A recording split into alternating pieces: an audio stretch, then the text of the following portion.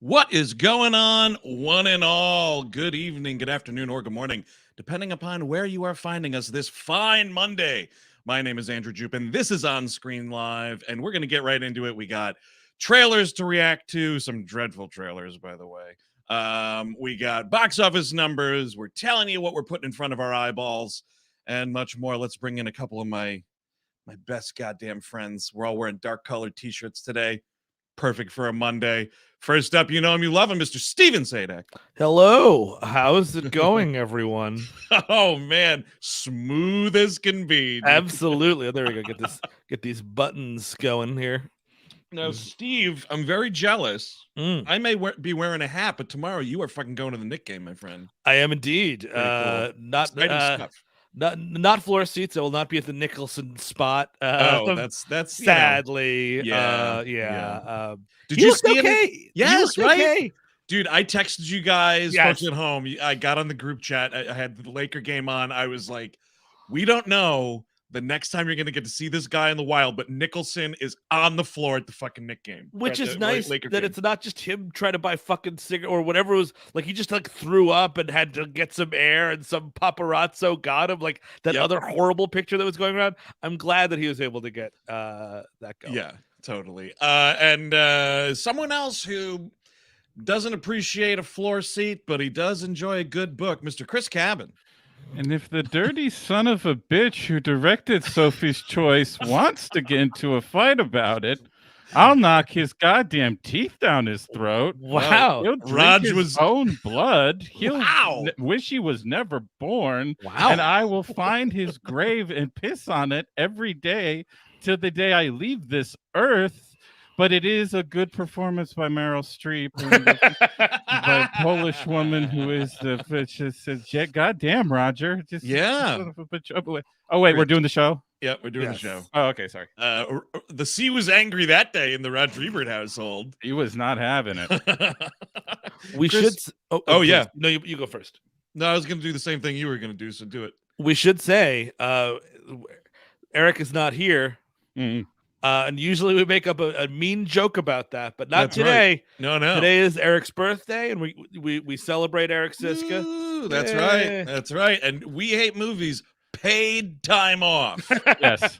I offered to automate myself for this episode just as an homage to. Oh yes, totally. Just so that he felt something. But you know what? I'm happy he has a day off. He's getting himself a good meal. Hell yeah. You eat up, you drink up, you smoke up, motherfucker. This day's for you.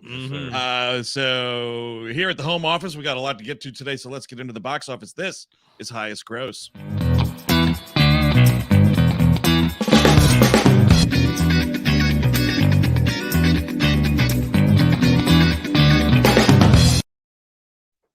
Now, interestingly, for this week, like, he's off for his birthday, and that's great. Yeah. What a bummer for Eric not to be here to talk about the fact that number 5 at the weekend box office, the 40th anniversary re-release of Return of the Jedi, man. I love that. It's a fucking badass poster. You are absolutely right. It's pretty cool. I mean, they could have, that's the thing. If they ever, I know this is like banging an old drum. If they ever put the original cuts out in theaters again, they would sweep a box office. Like, it doesn't matter what. You could put it up against whatever, the Avengers Dick Smack, and and it would do fine. It would fucking blow it out of the water. It's just shocking. That's why I didn't go, right? It was like I was considering it because it's one of my favorite movies. It's the year I was born, the whole thing. Like, I have a real affection for the movie, and the poster was really cool. I was like, maybe. But I know I got to sit through the bullshit. I just know I've got to have to sit through the bullshit. Including like the revamped singer in the cantina, which I can't abide by that. But this is wild, man. On just about 140, or what do we hear? Sorry. About 475 screens, this grossed $4.7 million. That is not too shabby. Just further lining the fucking pockets of Disney. They need it. They need it. They do. Yeah, they do. They gotta make look. They gotta make more Peter Pan movies. We've got 17 more on the docket coming up, so don't worry. We're getting Chris ready. Gavin, here's a question for you, and this is for the group too. Yeah. Sure. We all hate Ron DeSantis, as you have to. Dude sucks. I've never seen an unsexier person dressed up like a Dallas Cowboy cheerleader in my life. Nope. And when that motherfucker was rooting around the floodwaters in their boots, man, what a piece of shit. No public figure in the history of television has more not known what to do with his hands than Ron DeSantis. They are just ambient flowing next to him at all, like he's a video game character. But what if, you know what I mean? Like, what if he stopped his literal genocide of trans people and was like, instead, what I hate the Disney Corporation most for is not letting go of the original series of Star Wars. Now, here's the thing. The woke Disney Corporation took it away from us. I want it back. Well, hey, you are talking about a A+. There have been many of these. Ken Watanabe, let them fight situation. Like Ron DeSantis and Disney want to go at it. I'm all for it. Whoever wins, I win. I mean, either way, it's gonna be bad. And like, yes, I prefer Disney win than DeSantis to win. Sure, but I hate them both. So fucking go for it. Well, listen, folks. dude, they are gonna trounce this motherfucker, and everybody seems to know it but him. So that's really funny. Now, here's the thing, Steve. Like, it's an interesting way for him to reach across the aisle to make that demand. But here's the thing. Here's what you know he actually feels. I don't get what the big deal's all about because the re-releases are better anyway. Hey, you fucking know that asshole loves the special edition. Better special effects, more fun for me. Nothing is quite as good as Attack of the Clones. What we need is an updated 5-hour version, the full cut of Attack of the Clones. Everybody knows it's the best Star Wars already. Besides, when she's dancing in the cantina, that one's way sexier. And just a little programming note going forward. Ever since I've heard that guy's voice, I am going to drive the car out of the way to be able to make fun of it. I'm just going to be like, oh, we're going this way? Nah, just see what's going on. I mean, speaking of his hands, dude, you got to get a fucking voice box scraping or something. You just sound like a real fucking wiener, man. Well, that's what a lot of pudding does to your throat. And more pudding, it does that. It squeezes it and dries it up. You wouldn't think so because it's such a wet substance, but it's actually a noted scientific fact. Now I'm just picturing him being like, more and more pudding. That is him. That is him every night before he goes to bed to his wife. Someone who doesn't have pudding before they go to bed every night is Keanu Reeves. John Wick 4. You don't know that.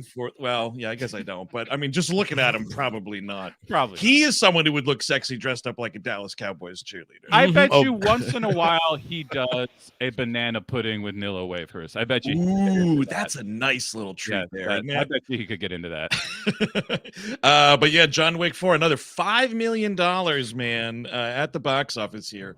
Not too shabby. Keep going, Johnny. Yeah, rolling along. So a new title for this week at number 3. We'll talk about it a little later. But Are You There, God? It's Me, Margaret. The adaptation of the very popular Judy Blume book, which debuted from Lionsgate with 6.8 million. Not too shabby. Not too shabby. I could have seen myself and my wife going out to see this yesterday, but we were besieged by torrential rain. It was a real like really you're not leaving the house. It was brutal. This weekend in New York and the surrounding, metropolitan area was fucking horrible. And I got to tell you, man, I can take there's like a little bit of like misting or something or a little drizzle and get to the subway. But this hard rain, dude, I'm like a big fat brick of salt. Absolutely not leaving my house. No, sir. Yeah. But yeah, it looked good. I know Chris saw it, so I'm excited to hear what he says. It's good stuff. Not good stuff. Evil Dead Rise was in second place. Not the fact that it's in second still at the box office. I think that is great. I just mean I did not care for the movie. I'm very glad that it is making bank at the box office, including this weekend, week 2. With another 12.2 million under its belt. I'm interested. I still want to see it at some point. I know, Andrew, you despised it, and Chris, you were sort of in the middle. There's I think there's stuff to like in the back end, but And the very, very open. I think one thing everybody's been pretty agree upon. I don't know where you land on this, Andrew, but the opening is very good, I think. The opening is very good. The opening feels like an Evil Dead movie. I mean, my biggest thing, I don't know that I'd say I despised it, Steve, but I will say this. It is that, and we've ranted about this with other franchises like Hellraiser, it to me felt, and I don't think it's true, but it feels to me like a script where someone wrote a possession movie and then someone else was like, why don't you make it an Evil Dead movie? Oh yeah, that sounds great. Yeah, he's right. And then they made it Evil Dead, and I'm like, I don't know, man, if this was just possession in a fucking grody ass apartment building where I didn't have to think about like comparisons to other films, maybe it would have played better for me. See, that's you go. I mean, the problem for me was always that like you always hem yourself in when you do one location, especially when you don't you're not really interested in the surrounding parts of the place. Like, it's all in that fucking apartment, and like there's some good, very wet stuff that happens in that. Splash in that apartment. But like, I felt no sense of place. Like, what's cool about Evil Dead? It's in the middle of the fucking woods, and that's a good sense of place that they play with constantly. You can do that with an apartment complex, but you have to put attention towards it. And all they do is the kind of cool elevator thing, which is fine. Yep, and I will say her name is escaping me, but the woman who plays the mother who gets possessed is fantastic in the movie, including all of the crazy body contortion shit. That was really great. It's interesting. I watched it on it was a double header right after Beau is Afraid. And then oddly, both movies feature characters menacingly hiding above a bathtub and holding themselves up. Yeah. I thought that was very weird. Alyssa Sutherland. That's thank you. Yes. Very good in it, and then no surprise here, gang. Super Mario still just fucking and sucking until the sun comes up at the box office.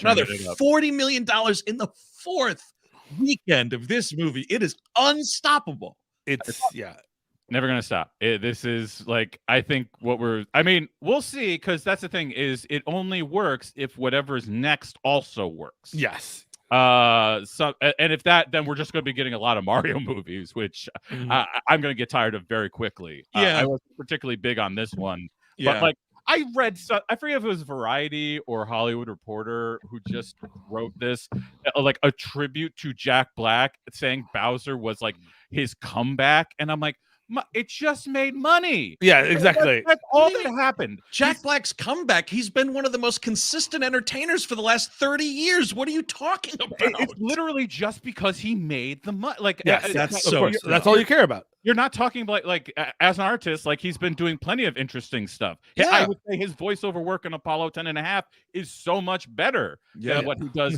because he's supposed to be Bowser and he's just Jack Black. Like, it's just it's so fucking annoying. Well, I was kind of hoping. I know that they do a little. There's a little. It looks, at least, because I still haven't seen it, and I probably won't until, I don't know. We're taking some flights in a couple weeks, so maybe that'll happen. Dude, primo plane movie. I will say primo plane. We'll see. We'll see if that's going to happen. But I know that it seems, at least from the trailer, which shows everything, there's a Mario Kart digression. Yeah. I would like, and that was a dumb idea because this movie is humongous. Now you get a full Mario Kart movie, and it's like kind of a Ford versus Ferrari. Days of Thunder kind of a thing, you know what I mean? And just maybe we're following, I don't know, Toad or Waluigi, and like he's just coming into the circuit, and everyone's giving him shit, and like we're just watching them go around the world doing this stuff. I would watch that movie. Dry Bones is your Tom Cruise. That sounds about That's right. even better. Dry Bones. Exactly. Dry Bones gets Tom Cruise's place. I don't know who's Robert Duvall. That sounds like a Waluigi if I was gonna. I mean, but they're clearly going to be in the next Super Mario. So one of the wizard guys, he could do That's it. possible. Yeah. Yeah. Oh yeah. You got Magic Koopa. Like I did really well. I was best race of my life, man. That goddamn blue shell got me. Yep. That goddamn blue shell got me. Oh, absolutely. That you can't let all those flash bulbs going off in your face make you just collapse into a pile of bones. You gotta stay upright. You gotta keep your bones together. You understand me? I would watch it, and you know what? Like, don't even make it connected to the last story. Literally, just make it about like we're in the Mario world, but they're all obsessed with racing. And Exactly. that's the movie. That's fine. I will say, I live my life one Rainbow Road brick at a time. He'd be there. Of Absolutely. course, he'd be there. He'd be there doing something. I will say, Steve, the Mario Kart sequence in the movie, it kind of plays like fucking Fury Road, and it's awesome. Okay. Like they do a really good job in it. So you'll be like pumping your fist on the plane quietly. All right, there we go. Just some stuff floating around the art market here. Nita Manzoor's Polite Society came out from Focus Features this weekend, and didn't have a great showing, about 800K, which is nice, but the problem is that's over 927 screens. Yeah. So I heard not good great. things, but I'm not. I did too. I didn't get a chance to see it. It was at, I want to say, Sundance this year. Sounds right. I didn't get a chance to see it. Heard a lot of fun things. The trailer, they cut an okay trailer. I won't say it was a great trailer. Yeah, the trailer actually turned me off a little bit, to be quite honest. Yeah. I gotta say, what I was a little turned off by is you already see this. They're cutting things like the Everything Everywhere All at Once trailer. And that was the number one I saw it, where I was like, wait, this looks exactly like, and like, that's a good call. From what I understand of the movie, it is not like that movie at all. Yeah. But yeah, exactly. I want to give it a shot when it's like around and stuff. But like, precisely. Honestly, I would have seen it this weekend, but again, fat guy made of salt, not going out in the rainstorm. Okay, so here's another one. This was a big deal. Felix Van Grogen and Charlotte Vandersmeertjes, The Eight Mountains. This was a new movie that came out, very super limited release here in New York, by our good friends at Sideshow and Janus Films. And so remember those numbers I gave you for Polite Society? This was $36,000 on 2 screens. Okay. So this did buku bucks. Very, very cool. Supposed to be, again, really great. It's playing at Lincoln Center. I want to go see it. It's very pretty from what I've seen. Totally. So now keep the detail about on 2 screens, $36,000. Now we're going to bring in a new film from Romania, where massive film community. I love the shit that comes out of Romania. The new one from Christian Mingu, RMN, which Chris, did you see it in New York? Oh yeah, I was there. I mean, the thing is like Romanian films, like not all of them, I don't want to paint it all with the same brush. Yeah, but they are usually miserable.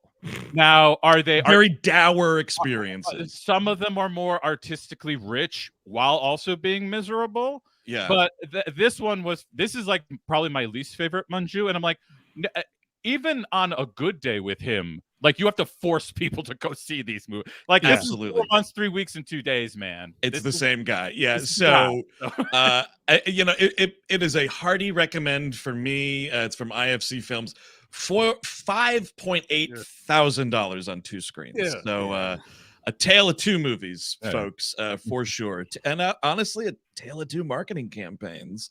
So that's what's going around the box office. A lot to see, a lot we have seen, and a lot yet to see. Now, Steve Sadak, before we continue on the show, you mentioned it earlier. We're going to be taking some planes soon. And why is that? Well, we're going on motherfucking tour, baby. 3 weeks, shit. 2 weeks from today, or tomorrow, I'm getting on a plane to go to San Francisco. That's I will not give my exact flight details. No, I did that once. Never doing it again. Yeah, you did that once the hard way, dude. That's right. On May 18th, we are going to be at Cobb's Comedy Club talking about Star Trek IV: The Voyage Home. Oh, That's yeah, super exciting. Look at Sweaty Kirk and Sweaty Spock right there. I love it. Just all melting together. This is the whale one, correct? This is the whale one. Indeed. Okay, we are traveling back to the 1980s to get some whales, and that's it's kind of funny because the second season of Picard did the exact same thing. There's whales? No, it's for budgetary, and for Picard, it was like COVID shit. We're just going back in time, so we don't have to build future sets. I mean, that's what that's what Voyage Home is. I mean, we're going to San Francisco in the 80s, so we don't have to be bleep blorping the whole time. But I fucking love it, man. It's Leonard Nimoy's like, he's ringing the bell about global warming. That's the deal. Environmentalism.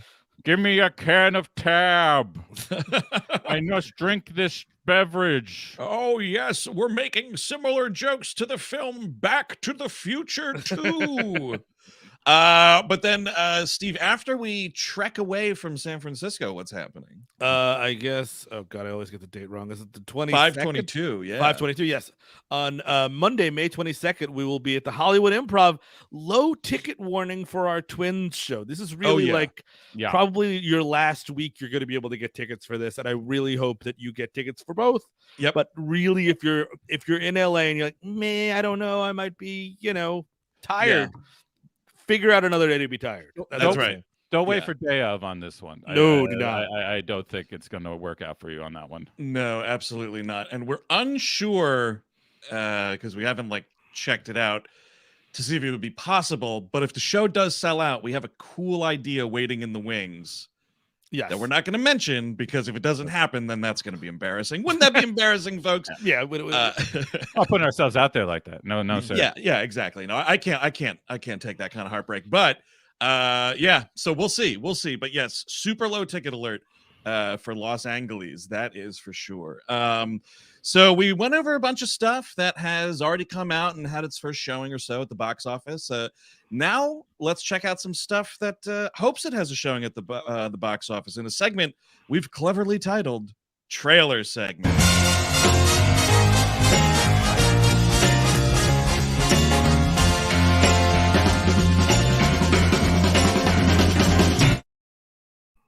All right, now we got two here ready to roll. And folks at home, as I've started doing now, in the show info here, in the video info on YouTube, I have linked to the two trailers we're going to be watching.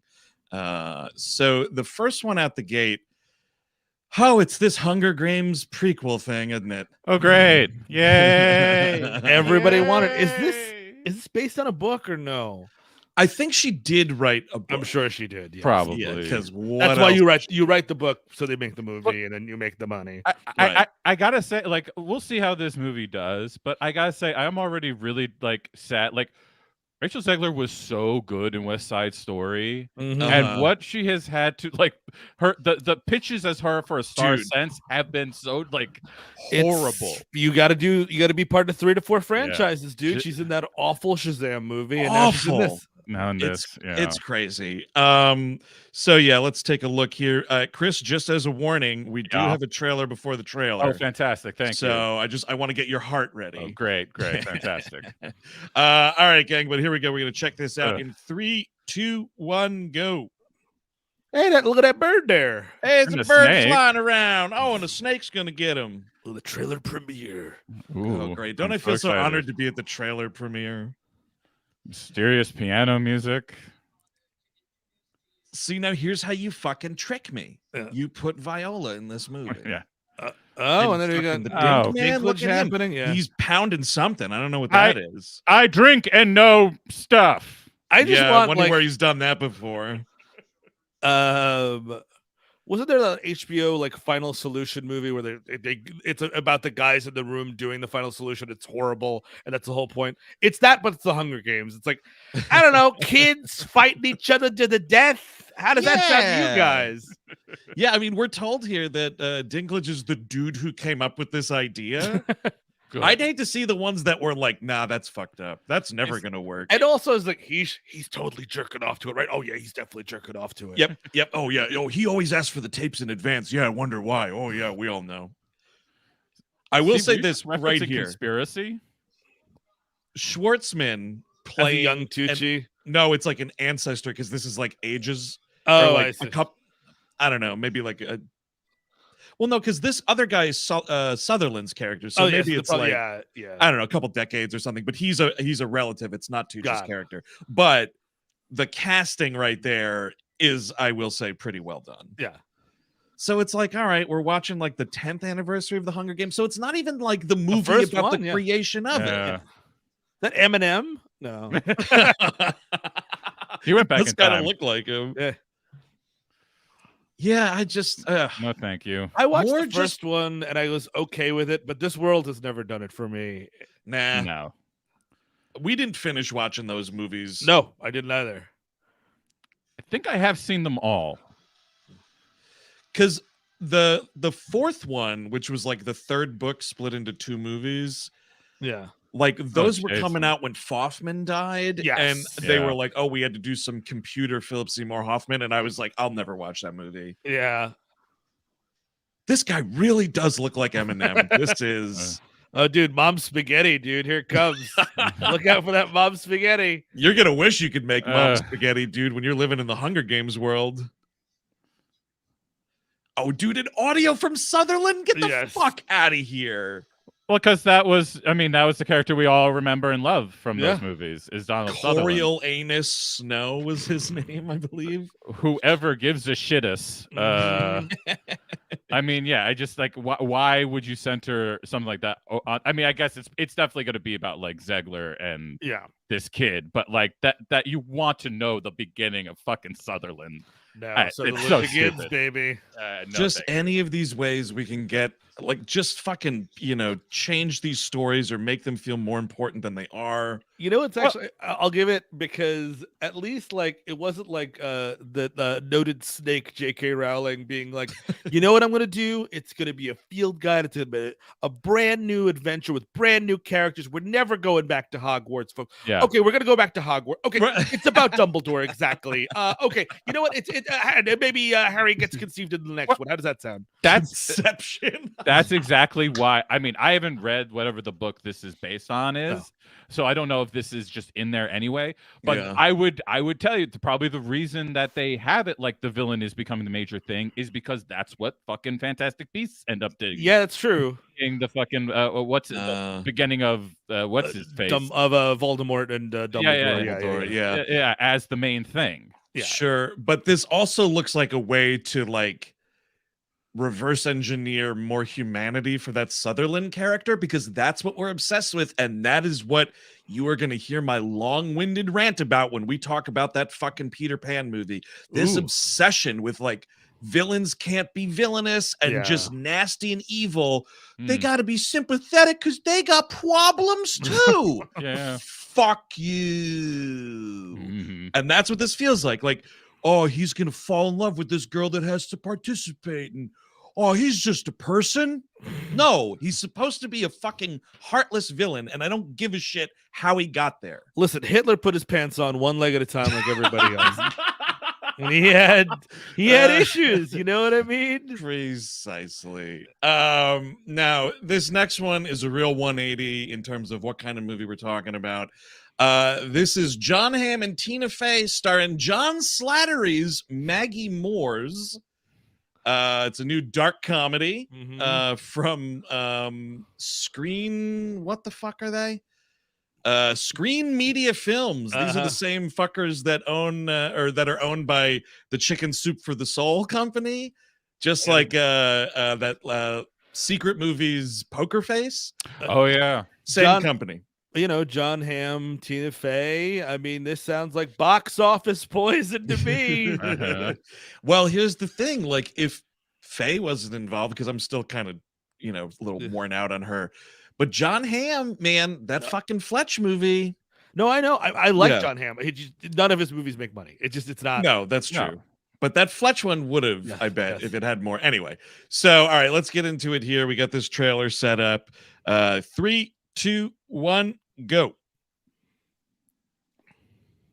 Nice, just green band. No, here comes the Maggie Moore's trailer. Oh no, a yellow jumpsuit. Nick Mohammed from Ted Lasso here. I love this dude. Oh. But like, listen, this, no offense to the fine people at Screen Media, but you see the people in this movie and who made it and whatever. And my first question is always, why do you have it? Yeah. Yes. Why doesn't a larger company with a larger footprint or reach have it? So that could be a warning sign. Yeah. I don't know. Is this guy anybody? I don't know. I can see. I can barely see shit. Yes. So.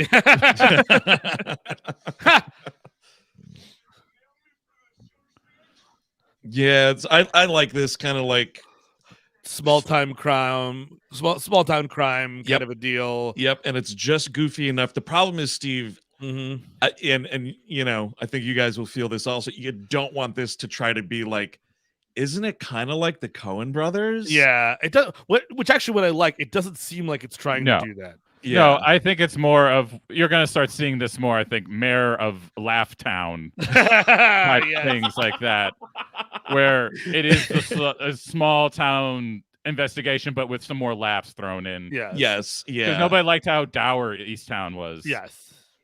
Oh, I crank up the dour, dude. Really whatever. I like that show. It's one of these things where it's like Tina Fey appears to be playing like a true crime enthusiast, and I'm like, where's the joke about her fucking podcast? It's coming. That's what kind of I think sours me a little bit on the co-casting.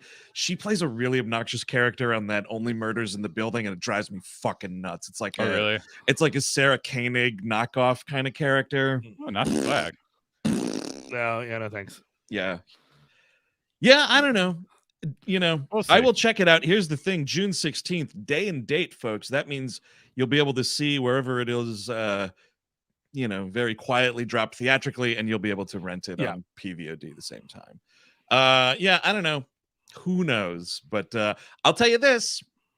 We ragged on them, I think maybe both equally. I'll see that Maggie Moore's more eagerly than that fucking Hunger Games. Oh my God. Oh, easily. It's a real movie where it's adults talk to one another. Yeah. That's absolutely. Cool. So Chris Cabin, get us started here on the on-screen portion of the program. Are you there, God? It's me, Margaret. You check this out this weekend? Oh yeah, from KFC, Kelly Fremon Craig, who I'm a big fan. I mean, she, if you know her, you know her from The Edge of 17. She directed that. Sure. With Haley Steinfeld and Haley Lou Richardson, which is a really good movie. Woody Harrelson has a really good supporting role in it. This is, I kind of. It's interesting. I kind of was hoping she would do as much as I like the tone of The Edge of 17. I kind of wanted her to do like an adult movie next, and she did stay in the teen mold. And I think she did a really good job. Like this is about as good as Edge of 17 to me, and it's from a book like I didn't read. My mom liked it a lot, and I certainly knew of its existence. But yeah, everybody's heard it. I mean, massive book. I mean, I'm sure like The Simpsons did 17 jokes about it. I can't say for sure. But I think it's really well directed. Rachel McAdams, if you are a fan of Rachel McAdams, you have to see it. She's as good as she's ever been in it. Oh wow, that's exciting. Benny Safdie, who I am starting to really warm to as a screen presence after like the harshness of something like Good Time, like him being. I know me and Andrew differ on Stars at Noon, but I think he's really funny. And I actually liked him in that movie. He was one of the only parts of that movie I enjoyed. I think he's been really branching out and finding good places. Even in the Star Wars show, I thought he was pretty good. Oh yeah, that's right. I forgot about that. And Kathy Bates has a really good role as her grandmother. The girl herself was the original. I think she's the original Cassie Lang from the Ant-Man. Remember how they recast because I think she's the original casting. Okay. And she's very good. Let me get her name because I don't want to be. Which is kind of amazing that the girl still acts, and apparently she's still a very good actor. You know, because that does happen. You're a child actress to teen actor or to adult actor. There's sometimes the drop off. You're like, we're gonna recast. Yeah, we'll get the girl from Freaky. But no, it's just like, no, we'll just. It's always weird though. Like Abby Ryder Fortson, she's very good in the movie, and she has a lot of really great scenes with Rachel McAdams. And the other famous version of that is it was the with the Independence Day, and they got Micah Monroe in for I'm forgetting her name. No, she's great. Because what's her face? Parenthood. She's from Arrested Development. Yes, it's killing me now. I'm gonna lose my mind. Scott Pilgrim, right? She's also we know. We all know who we're talking about. We just can't get the name. But that's the last time I remember something like this happening and being like, sure. Oh, all this for Independence Day resurgence. Like, why? Her name is killing me. I was just literally talking about her the other day. Mae Whitman. Mae fucking Whitman. Yes, it was great. And I mean, it was obviously a thing where she's older than Michael Monroe because that's just how life works. That's how much time passed between the two movies, et cetera, et cetera. Yeah. But you have to be hotter for hot for Bill Pullman's daughter, I guess. Oh, definitely. But yeah, I highly, if you haven't seen it, I think it's worth going out to see. It's just a really good comedic drama. There's a lot of stuff there that is very intimate, and I thought it was handled very well. Is it a period piece or is it now? Period piece. Yeah, that makes sense. So here's something that's also a period piece.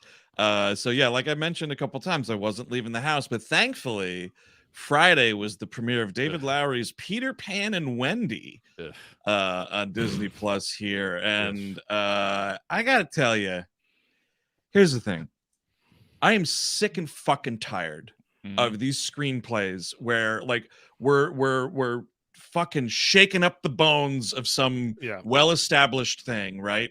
And the way we're going to make it like new and interesting and fresh is like, well, what if two of these characters who have been like two totally, you know, certain things and have certain like rules and stories set up about them, what if we change that so that they grew up together and they were friends and they knew each other before all this? And like, I don't want to give anything away, and maybe I am, like, just by sort of hinting at this, but it is the dumbest fucking decision for this movie. We were like 3/4 of the way through it, and they really start hammering it home because like they drop little breadcrumbs throughout, and then they really start hammering it home towards the end.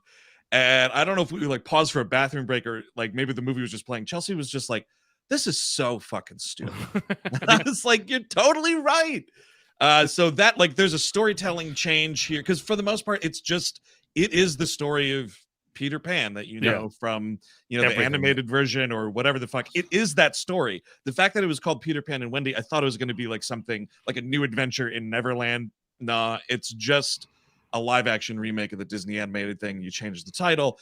It also looks terrible. I mean, the poster looks bad, honestly. This is just like how this is, because I saw it this morning, and other than Turning Red, there has not been a single a Disney Plus original streaming movie that has looked good or that I have been even marginally excited about. Like, well, I thought at least this with was Turning Red, you know, and some of these other ones, they're animated. This live action, dude, it is so low lit, and then the color grading is so fucking like just bland and like gray, blue, green, flat. So like I'm watching the opening and I'm like, okay, maybe this is just for like foggy old London town. And when we get to Never Never Land, boom, I'm going to be smacked in the face with a functioning color palette. No. And we get there and it is just muted fucking peaches and pinks. And why would you want color in a Peter Pan movie? I don't know, that doesn't make sense. Dude, I was flummoxed, man. It still boggles my noodle. I can't believe it. You give that up, but hey, the good thing is that you now can watch it on your phone. Sure, that is the trade-off you've made, and I hope everybody's very happy with it, because it looks like shit. Like I feel bad because David Lowery is an incredibly visual director, and like everything about this screams like, no, you can't do that. No, you can't do that. No, you can't do that. Like there's this great shot of Hook coming around inside the cave, and the gator comes and eats a ship, and like it should be an incredible scene, but since it's all like brown, I'm just like, nothing's pulling my eye. Nothing is making me look deep in it. I'm just noticing that the shot's well choreographed because it's David Lowery. He's going to do that. There's a moment where, like, you know, it's kind of like the big reveal of the pirate ship when they all get on board and they do this like big, like whoosh kind of shot so you can see everything. It's the grayest pirate ship I have ever seen. Again, it's Peter fucking Pan. Like, you know what I mean? Like, this is not this is not like fucking Batman, or I don't even know, like you know, like the Dr. Maboose movie that we're gonna make. You know what I mean? Like, it's Peter fucking Pan. It is for children. It should be colorful. It should be well lit. I will say, for however bad this is, and it is really bad, it's still nothing. I don't know if they're ever going to get close to how bad the Lion King remake was. That's so far nothing. That's nothing the only has one we looked turned worse. off and never finished. Nothing has looked worse. I don't think yeah. I have seen anything that looks worse than that movie. For the most part, or even almost perfect, because Alice in Wonderland doesn't count because that's a real reimagining of Alice in Wonderland. Yeah, it's not a live action remake. I think we saw the Cinderella movie, and I think that was it. I think that was the beginning and the end of me watching these Kenneth live-action Branagh's Cinderella. I think that was it, and I think because it's such a stupid idea. It's such a monstrously stupid. I mean, obviously, Peter Pan, you're going to make a million Peter Pans anyway, but like any of these live action remakes, and I'm looking at you, fucking Little Mermaid. It just cuts the throat of what made the original exciting, which is animation. Animation in and of itself is an exciting genre, and it's again colorful. It's you could do things that you can't do in whatever in live action, and it's 86 minutes long, and it's a fun little kids movie. Bing bang boom. And I mean, that's the other thing, dude. Like, on the one hand, I do appreciate in this movie that there's a lot of like we're gonna kill Peter Pan, and Wendy's bound for execution, and she's gonna walk the plank, and like we're doing stuff like that, like, which is fine because that kind of ups the excitement a little bit. Sure. In a mostly totally unfun and super self-serious movie. But it all the rest of the fun is just not there because it's so serious and like grounded. I don't need you to ground a movie where children literally fly through the air with pixie dust on them. No, it's insane. And for whatever it's worth, I think most of the performances are pretty good in the movie. Jude Law, like as Captain Hook, I thought was pretty good. It's not as like crazy as it needs to be or as fun, like he is doing kind of like a grimdark thing, but it works okay because he's good. What is her name? Ava Anderson, who is the progeny of Mila Jovovich and Paul W.S. Anderson. Wow. Yeah, she plays Wendy, and I gotta say, pretty good. And dude, surprise of the movie, and I kind of think the best part of it, playing Smee is Jim Gaffigan. Yeah. And he's actually playing a character and not like, hey, it's Jim Gaffigan dressed as a pirate eating a Hot Pocket. Like, he's actually like playing a character. I mean, I don't think you can blame that movie on anybody but Disney. Like, like Lowery definitely was taking a check, and like the kids are doing their best with a script that is like mostly affirmations that you would get off like a Peel calendar. But like, I do want to say David Lowery made a short with the Green Knight called Oakthorn and the Old Rose Love with Jackie Earle Haley. And she plays the assistant to Jared Leto in Blade Runner 2049. I'm forgetting her name now. Yeah, okay. Dude, I feel like Dave McFly at the end of Back to the Future. When the hell did this happen? Sylvia Hoeks. When did they make this? This came out. This was on. I got the special. There's a special edition of the Green Knight that comes with this short on it. Oh, son of a bitch! Do I have this? It's 20. It's 20 minutes long. It's really, really fucking good. Oh, that's cool. And if you want to see him just directing the shit out of a 20-minute piece, it's unbelievable how rich and detailed that 20 minutes is. Yeah, I mean, I think David Lowery is a really great director, and incredible director. I'll give shocked how much I didn't like this. Yeah, I was pretty let down. Something we have not been let down by, and we're going to talk about it a little bit here because we're at like sort of the halfway mark of the season. Is Succession season 4, the final season here. Steve, you want to take the ball with this? Just because I will say I have not, and Chris has not seen last night's episode. Here in this house, we're still trying to catch up and finish Perry Mason, which has been excellent. But we just finished that last night. It's really good. I'm doing Succession first, and we're going to move on to Perry Mason. But just to give you guys a 5-second warning, I am going to spoil the second episode of Succession, which probably has been spoiled for everybody at this point. But just I don't know how you escaped it. Yes. Now we're going to talk about it. This season's been fantastic. I think it's really I'm so proud of this show for ending. Honestly, like literally, dude, right? I get teared up because I'm like, oh, they figured it out. They know that this show, and especially like the last 2 episodes, including last night's, shows you a version of this show that kind of could go on for another couple of years because like like they do kill off Logan Roy in the second episode, and it's a one of the best episodes of television that I've seen in a really long time. Yes. The way that they handle the surprise and handle like living in the world and like your parents being on the other side of it and like having to hear that horrible news and not being able to do that stuff while still being funny at the same time, which is what the show's always good at. But like, what a tightrope walk though to fucking pull that off. It is, and everyone's doing fantastic. But these last two versions of like, what's it going to be like when when Logan isn't there, and the Roys have to fend for themselves, and like all these kids are like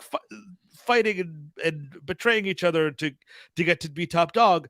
That could be 2 more seasons, but very smartly they're like, it's just going to be a couple episodes. Like, I'm glad that they killed him off early so we can see that, because that's kind of always been the promise of the show. And honestly, this season could have started like the first episode really could have like with the episode description, like as you know, Logan drops dead, because it really not to say that it doesn't matter, but because it comes at the start of the episode, like you're just in it. There's no like twist or surprise. It's like, oh fuck, this is what it's about this week. Yeah. Go ahead, dude. No, I've liked this season. I like Steve. I'm very happy to hear that it's going away, because I was towards the end of last season, I was kind of like, I'm kind of getting tired of this. This is getting a little repetitive. All the sniping and like it just in general, I just kind of was like, I've often said that it's amazing that this and Righteous Gemstones were on at the same time, because I think they're very similar. Yeah, and they are very different in how they approach rich people. Like the rich are actually kind of disgusting in the Righteous Gemstones. Yeah, they're still kind of sexy in the Succession world. I understand, like they put in the mental illness and all that stuff. They don't the bad decisions, they put all that stuff, but they are still sexy in this way. And like I think you can tell that by how people talk about them. I want to fuck Kendall Roy is most of Twitter right now. Yes. Or I want to fuck Roman Roy, or Shiv. Snook. Holy Christ. I want to fuck Shiv. And like I think that is that's why I've never been so hot on the show, but this season has been so good. Not a lot of hashtag I want to fuck Connor Roy floating around. Not many, just once in a while some you'll zaddies going around there for that guy with the silver beard. Sure. One question I really liked Alexander Skarsgård kind of in this, like he's turning out to be a really great actor, actually. It's a really different, like between the Northman, Infinity Pool, and this, it's totally. like 3 different, like here he's doing obviously like an Elon Musk kind of a riff a little bit, like just like insane tech billionaire who everyone has to call a genius. Yes, I am going to buy your company, pedophile. But he's incredibly immature and like yes, obsessed with Twitter and like tweeting all the wrong things, et cetera, et cetera. And it's a really interesting kind of villain for this last season, because he is, and I mean, like I think in this last episode, not to spoil anything, Jerry really just puts it out like, we are done. Like legacy media is done. It's all tech. Tech is coming to eat our lunch. That's why we have to get this deal done, et cetera, et cetera. And like that's what the show is about. That's what sort of, but also like in this last episode, again, you'll see they're all so bad at it. They're all so bad at what they're supposed to be. Like even Kendall like can talk a good game, but he is so fucking bad at running things. And Roman is Roman. It's I'm a little rambly here. No, it's I think with all of that stuff too, Steve, what you're saying, it's another great check in the plus column for like ending it, because like I don't know how much fucking like dick tripping I can watch. Like that's not interesting. Like it's not interesting to watch people be bad at a thing. Yes. In most cases, especially in like a high drama. I will say, just with the note on Jerry, J. Smith Cameron and Peter Friedman and David Rash, like the old timers, quote unquote, they've been so fucking good this season. And just David Rash, especially. Yes, he has. If you're not familiar with David Rash, he has a long history of using a very successful funny bone, and he puts it on display here so magnificently throughout these. Sledgehammer, was it? Yes, Sledgehammer. Yeah, great show. Sledgehammer. Oh my god, fucking hilarious. But he's been so great. And Peter Friedman, I fucking love. He was on The Path. Yes. Which was a Hulu show that I never finished, but was good for most of it. He's a single white female. Also, Fisher Stevens killing it this season. Oh, too. yes. What with this insider trading scenario? Oh, yeah. and just Oh, sort of my like stupid dirter. accidental oops a doodle. I might have committed a crime. Kendall, can you help me?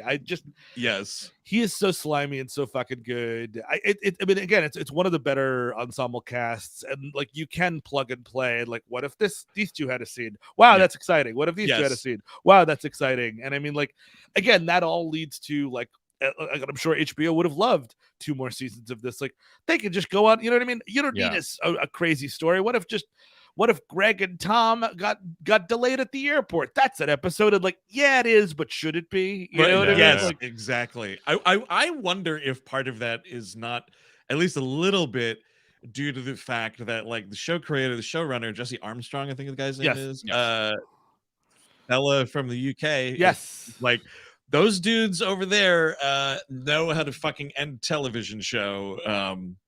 Unless it's Doctor Who, but you know, for the most part. Jesse Armstrong, creator of Peep Show, one of my favorite shows of all time. Yes. Well, actually, or co-creator of Peep that's Show. another show that ran an insanely long time. But for the most part, it ran 7, but it was 6 a pop. So you know, like whatever. Oh yeah, I guess that's not overkill. Yeah. You know, but like we get these drammers from them. Oh yeah, like 1 or 2. If it's Broadchurch and it gets popular here, then we overdo it again and kill it. But that's because of us. That's not because of you. Mm-hmm. Your people know how to fucking end television shows for the most part. I mean, I think European television in general is pretty good at this, you know. And to have like, season 6, episode 10 of Succession, like, nah, dog. I feel like you would have lost people by then. So I mean, you could do some if you wanted to do something like Doctor Who and just have Jim Broadbent play Logan Roy the episode after Brian Cox, bites it like that. I mean, I could see you playing something with that, but otherwise, I think it's a very smart decision to just get rid of it. Season 5, Viola Davis is Logan Roy. I'd watch it. I would watch it, dude. And then after Viola's done, she morphs into the next Logan Roy, which is Danny DeVito. I think that would also be awesome. Maybe we got something here, actually. Doctor Succession. But yeah, that's all the news that's fit to print this week, gang.